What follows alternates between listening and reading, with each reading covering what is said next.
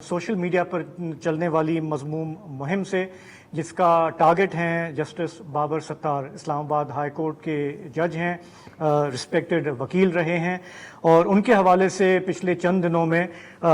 کافی social media پہ خبریں آئی ہیں جس میں ان کی نجی معلومات افشا کی گئیں، ان کے مالی معاملات پر سوالات اٹھائے گئے ہیں، ان کے حوالے سے کہا گیا کہ وہ ڈیول نیشنل ہیں اور طرح طرح کے الزامات سامنے آئی، جس کے بعد ہم نے دیکھا کہ اسلام آباد ہائی کورٹ نے کل ایک بھرپور وضاحتی بیان جاری کیا جس میں انہوں نے کہا کہ یہ مذموم مہم جھوٹی مہم ہے جس میں جج صاحب کو نشانہ بنایا جا رہا ہے۔ اس سٹیٹمنٹ میں کافی چیزوں کا جو حقائق ہیں، جو فیکچول سچویشن ہے وہ کلیئر کی گئی۔ اس میں کہا گیا کہ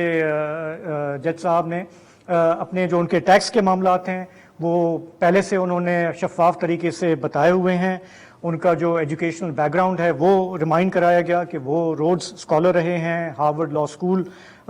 سے انہوں نے گریجویشن کیا، امریکہ میں کام کرتے رہے، وہاں پر گرین کارڈ انہیں حاصل ہے لیکن وہ امریکی شہری نہیں ہیں۔ یہ بھی بتایا گیا کہ ان کی فیملی جو ہے وہ کافی عرصے تک باہر تھی لیکن پھر 2021 سے وہ پاکستان شفٹ ہوئی اور یہاں پہ رہ رہی ہے۔ اسی طرح کے مختلف قسم کے الزامات تھے جو اسلام آباد ہائی کورٹ کے اس پریس ریلیز میں واضح کیے گئے۔ تو ہم جانتے ہیں کہ جسٹس بابر ستار حالیہ دنوں میں اس لیے بھی خبروں میں رہے کہ وہ جو خط تھا کہ ججوں کی بلیک میلنگ ہوتی ہے، ان پر دباؤ آتا ہے، وہ اس میں بھی ان کا ظاہر ہے کہ وہ انہوں نے تحریر کیا تھا، وہ اس پر کل یعنی کہ منگل کو سپریم کورٹ کی ایک ہیئرنگ ہونی ہے، 6 رکنی بینچ ہے وہ اس کو سنے گا، لیکن چونکہ انہوں نے یہ جرأت کی کہ اس معاملے کو اٹھایا جائے، باقی ججز بھی اس میں ان کے ساتھ تھے، تو ظاہر ہے کہ ایک توقع یہ تھی کہ کہیں نہ کہیں سے تو دباؤ آئے گا، کہیں نہ کوئی ان سے ناخوش بھی ہوگا۔ تو پہلے تھوڑا سا یہ سمجھ لیتے ہیں کہ ایسے کیا سٹانسز ہیں جو جسٹس بابر ستار نے اسلام آباد ہائی کورٹ میں بطور جج لیے ہیں کچھ معاملات پر پچھلے ہیں، جس کی وجہ سے ہو سکتا ہے کہ کچھ حلقے ان سے ناراض ہوں۔ یہ جاننے کے لیے ہم نے رابطہ کیا سینئر قانون دان اور وکیل صلاح الدین احمد سے۔ جی، جو بابر ستار صاحب کے خلاف مقتدر حلقوں کی جو چارج شیٹ ہے وہ 3 نکات پر مبنی ہے۔ سب سے پہلے یہ کہ جو اسلام آباد ہائی کورٹ کے ججز کا لیٹر ہے اس میں ان کا دستخط ہے جس میں براہ راست خفیہ ایجنسیز کو اسلام آباد ہائی کورٹ اور اسلام آباد کی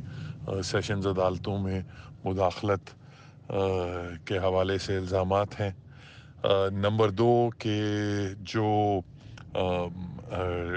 ڈی سی اسلام آباد اور ایس ایس پی اسلام آباد کو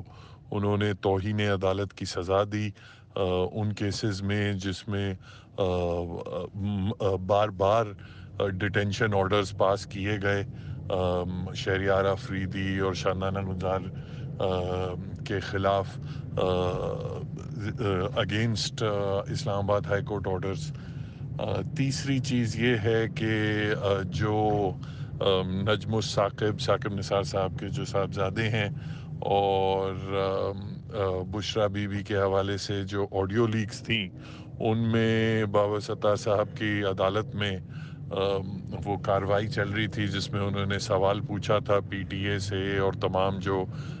ٹیلی کام کمپنیز ہیں کہ یہ جو آڈیو لیکس ہیں یہ کس طریقے سے یہ لوگوں کی کانورسیشنز ٹیپ ہوتی ہیں اور پھر پبلکلی ریلیز ہو جاتی ہیں، تو اس حوالے سے تحقیقات ان کی عدالت میں چل رہی تھی۔ تو یہ 3 ایشوز ہیں جس پہ مقتدر حلقے اور حکومت جو ہے وہ غالباً نالا ہیں ان کی عدالتی کارروائی۔ تو یہ بیرسٹر صلاح الدین احمد کی یہ رائے ہے۔